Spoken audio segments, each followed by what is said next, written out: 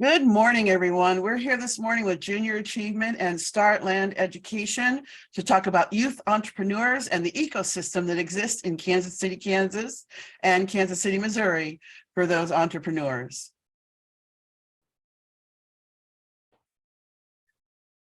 A little bit about Startup Grind. There we go. Where's our video?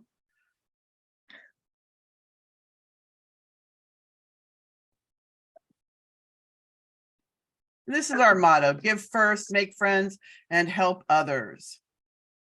So here's our agenda for today. We'll just do a quick welcome, a little bit about Startup Grind. We'll meet our speakers, and then we're going to have a conversation with Sara and Malikah, and if there's any questions and answers.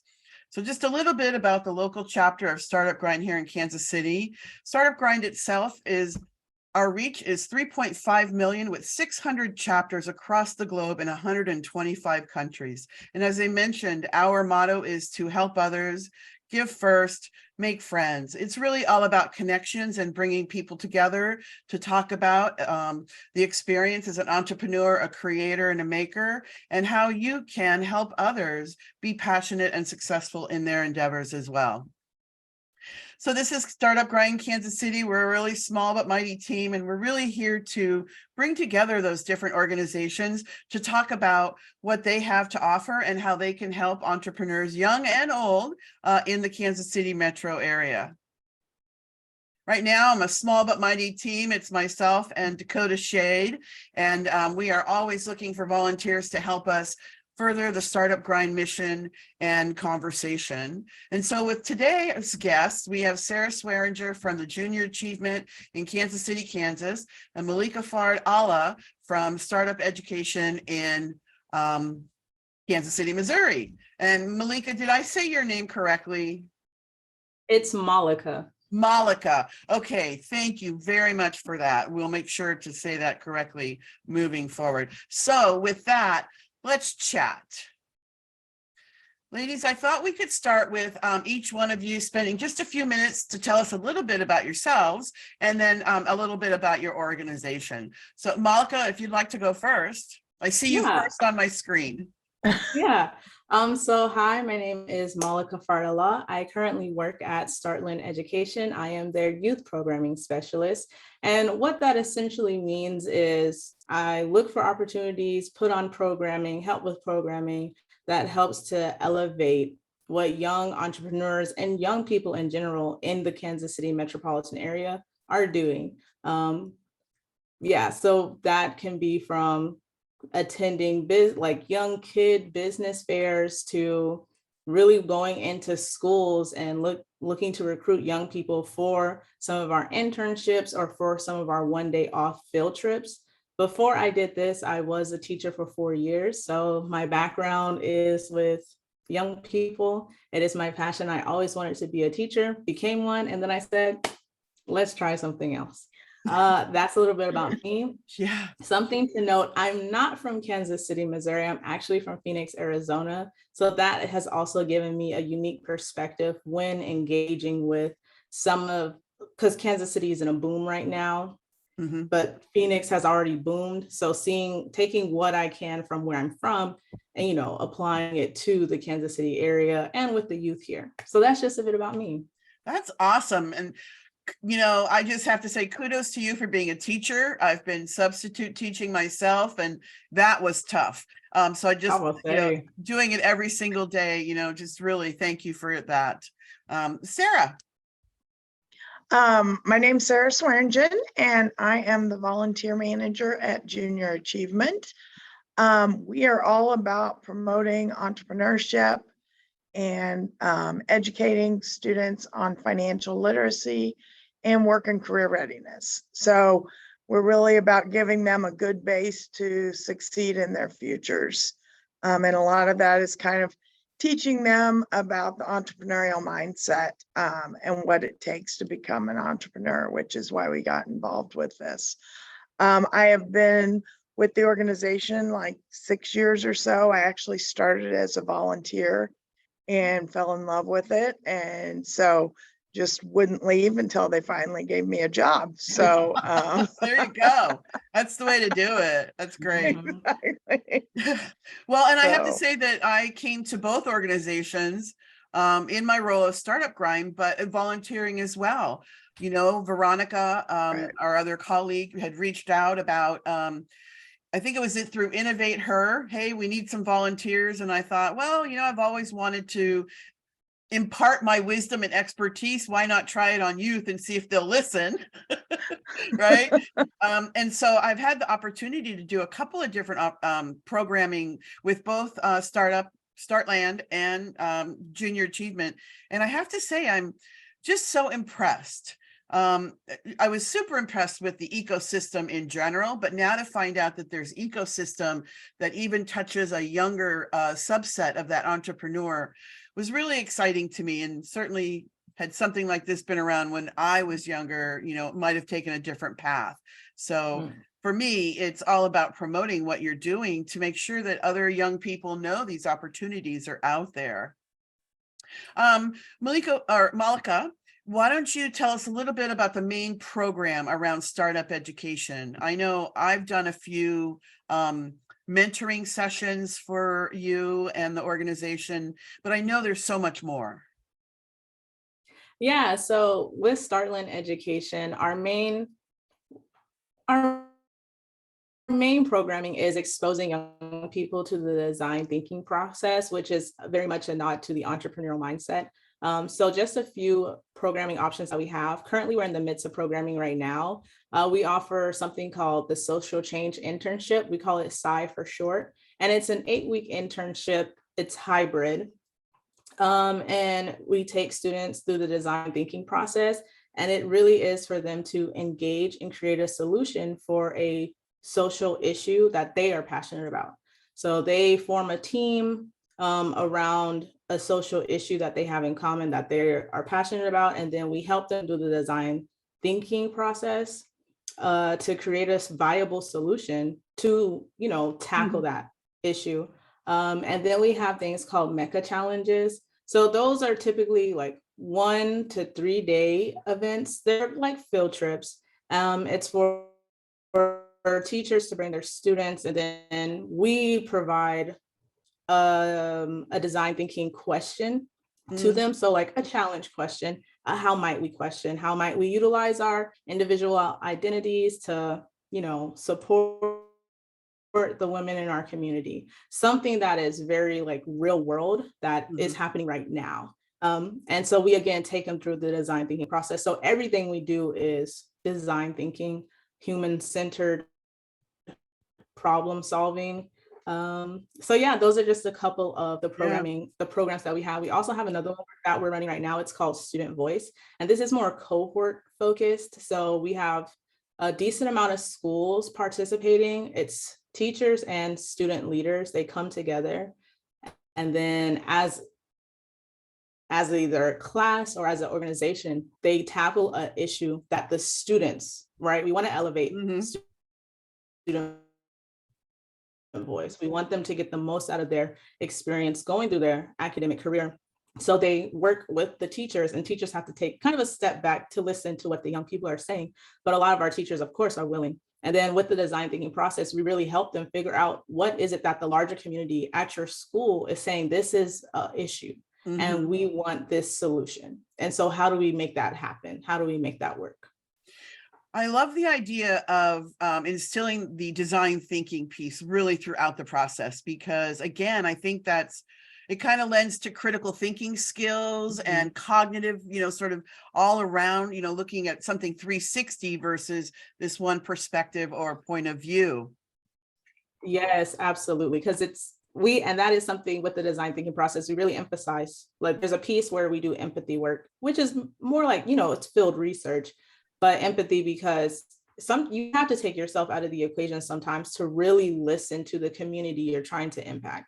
We all have an idea that we're like, this is it. This is going to get them. This is going to solve the problem. But if that community does not want it, or they don't think it is viable, then you can create something and it doesn't get picked up. No one's interested in it. If there's a need, and then even more so if a community or a group of people is saying, this is an issue we're having, and we kind of want this solution. And they might not tell you flat out, right? You have to find the gap. Right.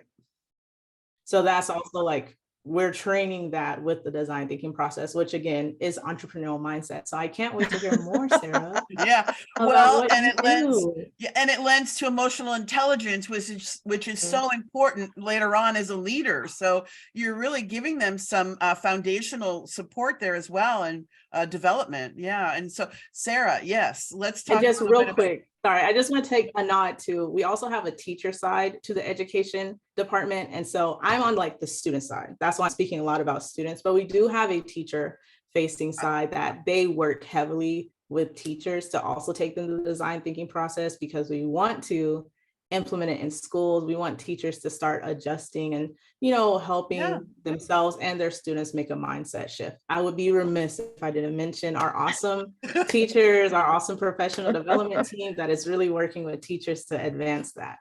Nice. Well, that's nice. Bringing the two parts together. Yes. Yeah. Love it. So yeah, Sarah, let's talk about junior achievement and some of what you're doing over there.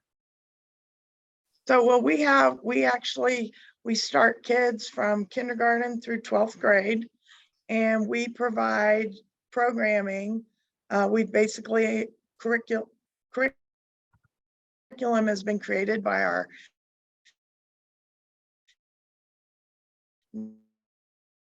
national, kind of the design theory, where what does it take to think like an entrepreneur? What skills do I need to do this?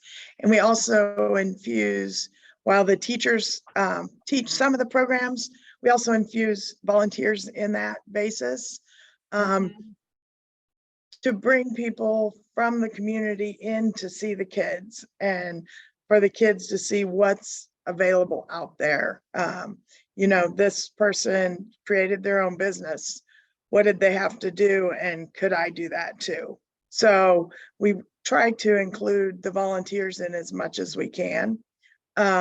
Besides our classroom materials, we also have created a new facility, which Carolyn came and volunteered at, which we appreciate.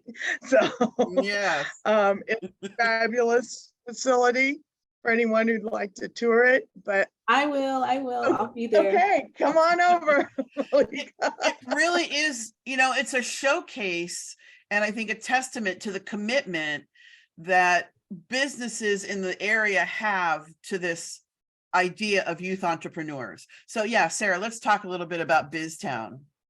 So basically it's its own little city. We've got 17 companies who have sponsored a business within the BizTown. It's actually set up, kind of looks like a shopping mall with different businesses.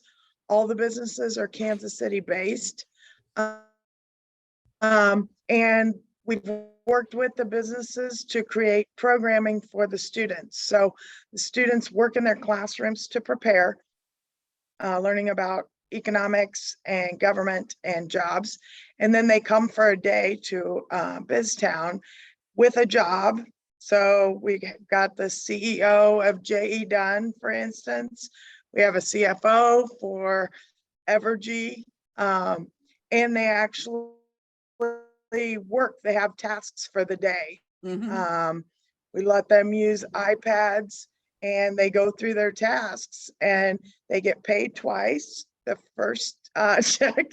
Yeah, it's Malika's going amazing, crazy. Malikah. It's amazing.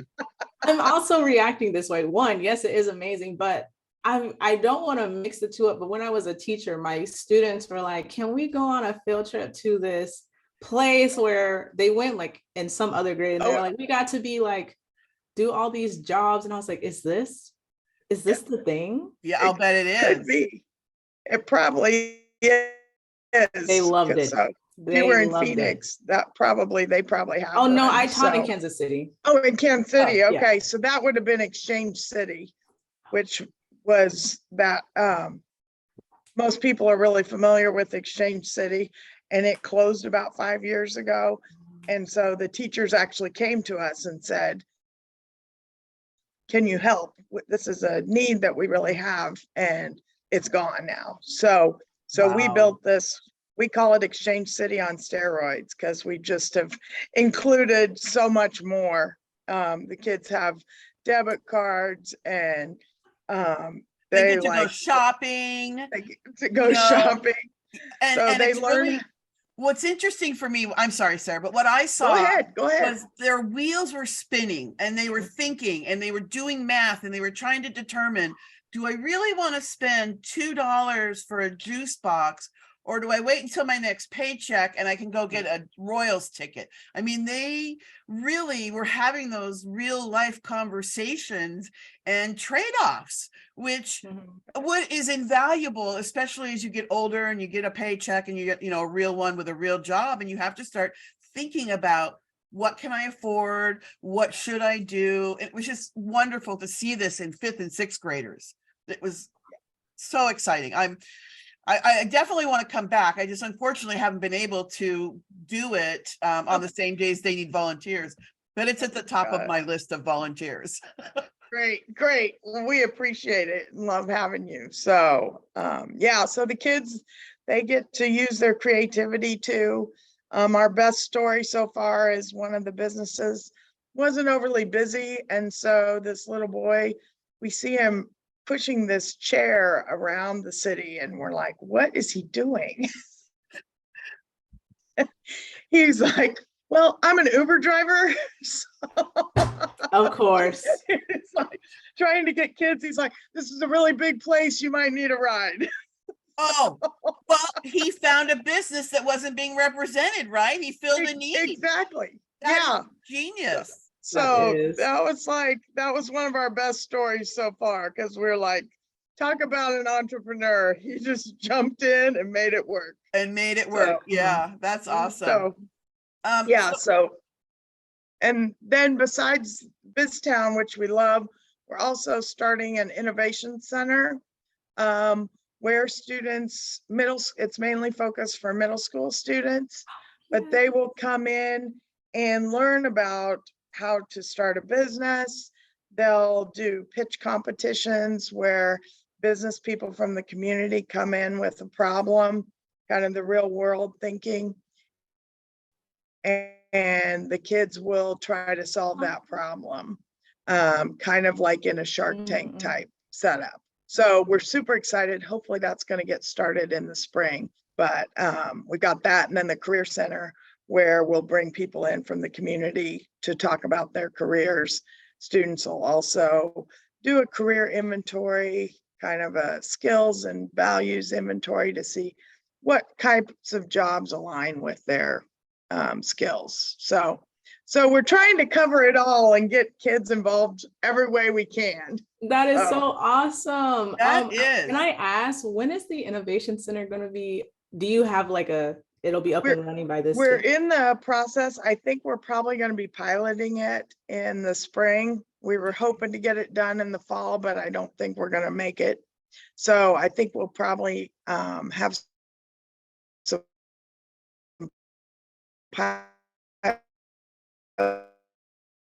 and looking for groups to help pilot it. So yeah, so we'll reach out and we'll get Jenny involved. Please. Okay. That's great. Well, we've really talked about some of the successes that both of the organizations have had. What are some of the challenges? Malikah, do you want to, I'm sure they're out there, coming from teaching into something like this. What are some of the challenges that the organization faces? So one kind of off the top of my mind that I think of, there's a few. There's mentors. So we also want to get entrepreneurs in the room, but entrepreneurs are busy, things happen, life happens. So in person is really, we're coming back around. So sometimes getting mentors in the room, that can be a challenge. Finding space, that can be a challenge. Something that we're really running into right now, these opportunities seem to be the same students or the same schools are really in each opportunity. And not that that's not great for them, right. But like I taught at a charter school. So in the inner city, and I know my students, they're smart, they're fantastic, and while it would be great for them to utilize these opportunities, a lot of the times they're not the ones that are also in the room. So really navigating that and figuring out how to work with some of the schools in the inner city on their timeline and their time frame so that we can have a diverse range of ideas, because also with everyone being in the room, you can really bounce ideas off of people you might not go to school with. And then it's like, oh, wow, like you're also thinking this way, or, oh, I never thought about that. It's a wealth of knowledge to be shared.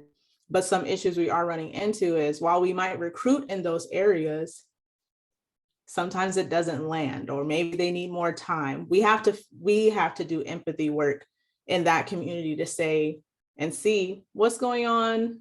How can we better, support you all so you all can come out to some of our events? Like, is it the fact that, because, there's a lot of shortages, a lot of things going on in the education system right now.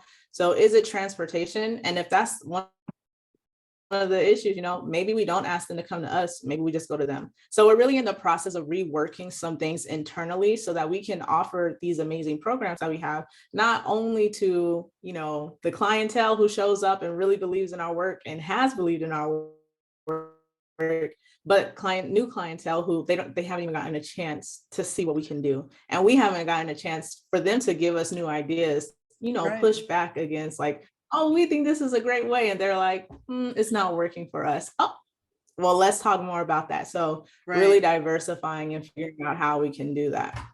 So that actually begs the question, because I think I've heard it from both of you before in the past, is you're really dealing with individual schools on some level. I mean, is there an opportunity to go directly to the district so that you cover all of the schools? Sarah, do you want to talk to that? Because I know you and I have talked about this, and that it's really individual schools that are really keep coming back to you because they value the program. But to Malikah's point, how do you get to all of them? Right, which we're slowly getting there. We started working before COVID. We were working very strongly with Kansas City Public Schools, and we were in all of their schools with some sort of programming, which was fabulous. COVID's kind of put a damper on it, like everything. Right. We're still doing it. We're just trying to figure out the best programming style for them. We recently, Kansas City, Kansas Public Schools have signed an agreement with us. So we are going to be doing stuff in all of their schools. So we're trying to work now from this school district level. It's just taken a while. And I think one thing we've been lucky with is our new BizTown has gotten junior achievement more forefront to where people know what we do and are aware of us. So I think that's helping, because in the past, Malikah, like yourself, we had trouble reaching out to the students, finding the students. And, we would have a teacher here, a teacher there who did the program and loved it. And we love them. We couldn't have started without them. Right. But like you, we want to get it out to everybody. Yeah, that's where we're at. So I'm really glad to be on this call too, because seeing where we can go, like exactly. Yeah, exactly. And that kind of leads into our next piece of the conversation. I know we've been talking about challenges, but one of the things I'm really excited about is, Global Entrepreneur Week, here in Kansas City, and the fact that we have this event coming up to really showcase youth entrepreneurs and some of the successes that have come out of your, programs. So, we can talk about that a little bit. Are there any other challenges before we go down there? Are there any other challenges besides that sort of reaching out to touch everyone? I imagine funding might be one of them, or some acquisition and awareness with members or donors and that type of thing. So Malikah, if you want to go first and maybe talk a little bit about that. Yeah, so for funding, I'm still new, so I can't necessarily speak entirely to funding. So I don't want to put my foot in my mouth. Like, we do have funding, but it's also one of those things where something I hear in my organization is, you know, organizations don't want to always just give you money. They want to see that you're also finding ways to make money. So that is something that I feel like we're doing pretty well, but take what I say on money with a grain of salt. That's not my forte. Yeah. I think something that, yeah, sometimes it's like getting people to come out who are if you're donating to us, you should come and see what we do. We have Right. showcases, come on out. But again, life happens, people are busy, but making it enticing. So we're really figuring that out. And I'll say, I don't know if this is a challenge, but it's something that we're really excited to be trying to do. There are a lot of, now that I'm no longer in the classroom, I'm learning that Kansas City has a lot of things to offer, especially when it comes to the startup, nonprofit organizations really caring about young people, or organizations caring about really contributing to the community. There are a lot of organizations out here. So how do we work together sometimes? Like, Yep. What can we host a yearly, biannual event where people can come out and it becomes like a household name, right? Because sometimes doing one-off stuff like, oh, I go to this place, or oh, I go to that place, I go to this, sometimes it's hard to keep track. Yeah. But like having a big showcase or something of that nature would be awesome. So You we must can be reading my mind. Say, mine too, Really? Carolyn. Yeah, 'cause, Really? yeah, well, it's funny. We had a meeting not too long ago, and I've actually, based on the conversation with Sarah and Veronica, I've written a proposal of exactly that. And I was actually waiting for Veronica to get back so that I could run it by her to say, hey, you kind of spurred me into this. I've actually written a proposal where we should go get some money and do this. She's gonna love it. That's So that's yeah, I'm just awesome. waiting for her to get back. But I agree, because when I first got here, the whole reason that I went after Startup Grind is because I knew about it, having been in California and having been involved, and knowing that that's kind of where it started. And I thought, well, and pandemic, I think many of us stepped back and said, what do I want to do? So I'm going to start a business. And I started looking for resources, but being a newbie, didn't know how to find them. So I went to Startup Grind, to finding out they didn't have a chapter director here. And I thought, all right, well, I'll bring Startup Grind to Kansas City, and that's going to help me grow the entrepreneurial ecosystem. But guess what? Lo and behold, there's something like 200 plus opportunities, organizations, resources, and tools available to entrepreneurs, but really at that adult level. So I was really excited to find, the youth piece of it as well. And so I've been trying to find ways to bring not only the youth, but the adults together, to support and help each other, because I'm telling you, I have heard some genius ideas from these kids. And I keep thinking there needs to be an adult in the room who has a checkbook. Right? Exactly. Like, how much, if I had the money, some of these ideas, I'll tell how much you need. Let's talk. I would do the same thing. I mean, I've heard 2 or 3 that I believe, like, you should be talking to someone about your intellectual property right now and protecting yourself. Absolutely. But that's one of the reasons we're going to do this Global Entrepreneur Week session, is because we want to showcase both organizations, but also talk about some of the successes. And I know we've got some special guests coming, and I don't want to give away anything right now, but Sarah, do you want to talk a little bit about how Junior Achievement's going to show up for our Global Entrepreneur Week session? Well, first, we're going to host it in our beautiful new space. So, so that's our big thing, is we really want people to come out. But we're going to bring in some teachers who have used our program to see how it's helping the students. We're excited for some of the speakers that are coming, that will really showcase what's going on in the community and how these kids get tied into where they need to be for their ideas to blossom.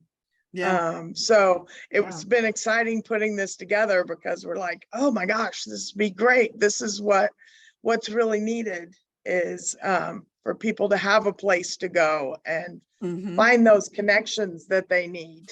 Yep. So we almost have an overabundance. I feel a little I'm not sure quite the right word, but I feel like we're a little mini Silicon Valley in a sense, and we actually have more solidified resources, if you were to ask me, in terms of, as an entrepreneur, I know exactly where to go, and I can now navigate that ecosystem, where it's a little more difficult in Silicon Valley because there's definitely this gap of entrepreneurs and startups, and then who holds the money and the bank purses, right? Mhm. And Right. I've seen recently that more and more tech people are starting to recognize that there are other tech centers in the country. So it's not just New York, Boston, that it's going to start being Chicago and St. Louis, and Texas Mhm. has a big startup, ecosystem that seems Yeah. to be growing as well. Yeah. So, yeah. Sarah or Malikah, do you want to talk a little bit about what startups going to be doing at our Global Entrepreneur Week session? For Startland, I actually cannot necessarily talk about that because I do not know. Again, I am new. I do apologize, but I am new, so I won't speak on that. But I can speak on some of the successes that we have had as, a moving kind of out of the startup space, but as a nonprofit. Yeah, that'd be great. Because I know Veronica's going to talk about a little bit too. Yeah, because I was like, I don't know. Someone else will be able to speak on that, but I will be attending because I'm like, oh, this sounds interesting. I'll be there, but I'll be surprised too, I guess. So some of the things that even just coming on recently, I have been just blown away by some of the testimonies, stories that I have heard from past attendees of our programming. For example, so for the social change internship, we just call it SCI. A couple of SCIs ago, we did have a couple of students get together and create, I think it's a nonprofit, a 501(c)(3). 3C, yes, Yes, you got I'm it. learning the lingo. And which is hard when you're coming from the corporate world to the nonprofit world. I know. So good for I'm adjusting. I really am adjusting. Bear with me. Thank you for your grace. Yeah, and so it was unfathomable to me that someone is leaving high school with a nonprofit under their belt. And it's not just any nonprofit. So I'm gonna just shout both of them out. I wrote their names down. So we have I Have an Immigrant, and then we have Girls League KC. And again, with SCI being a social change internship, what social issues are you seeing that you want to take a stab at? And some of it came from, we don't have enough young women in politics. A lot of people are making laws, a lot of people are making policies regarding and affecting young women, but there aren't many young women or women in the room. So, yep. We're having people take a stab at that. I believe that's Girls League KC. And then I Have an Immigrant. I believe they're the nonprofit that they want to provide, or they do provide services for families, like for immigrant families to, help get it situated, adjusted, and figure out laws and what that looks like. I don't want to. Yes, that's common. Yeah. Yes. Uh-huh. Okay, so if y'all also know. Yeah, so I was like, that's amazing. Awesome. And those are the grandiose, whoa, but from Student Voice, what I've heard from them, while people have not created a 501(c), that is perfectly okay. You do not have to do that. Right. What I have heard is, I believe it was, I'm pretty sure it was Piper High School. Let me not get to lying, but in Student Voice, we did have a school group say, you know what, the BIPOC people at this school feel we're not sure where we fit in here. They created an entire conference with another school for BIPOC students to come together, talk about their experiences, share out and all this stuff. And I was like, wow. That's what I'm saying. Conference in my mind is very college, it's very niche. Right. I'm going to a conference to present or to learn more about my field. And so I'm like, that is very amazing that as high schoolers, it was, you know what, this is a need.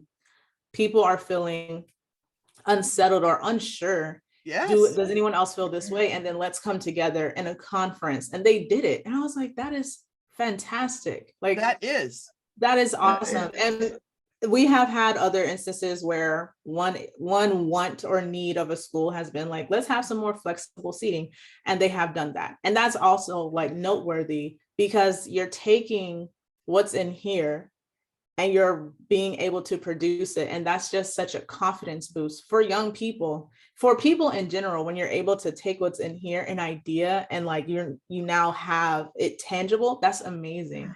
So it is something that I really am enjoying this work, because I get to interact and witness this, like, just creativity in a different way. Mm-hmm. That is very awe-inspiring, and that really does put humans and young people at the center, at the forefront, and allowing them to have a platform and to use their voice and to use their creativity to impact change. And I'm like, hello, isn't it amazing? Everyone, let's do this. That is amazing. Yeah, and those are the Wow. stories that we need to elevate, right? And tell, because they're so important to someone who maybe needs to hear that. Yeah. I don't know if you saw the news this morning, but they were talking about Drake, and he has a receipt.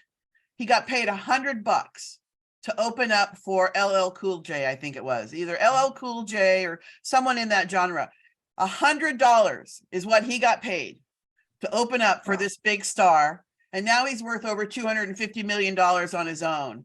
And the point was, if you are someone who's getting paid that $100 a show right now, keep going. Right. And I think that that's what I see in these youth entrepreneurs. They have these ideas that sort of fly in the face of, no, that's not going to work. But they persevere because they know there's a need and this is the solution.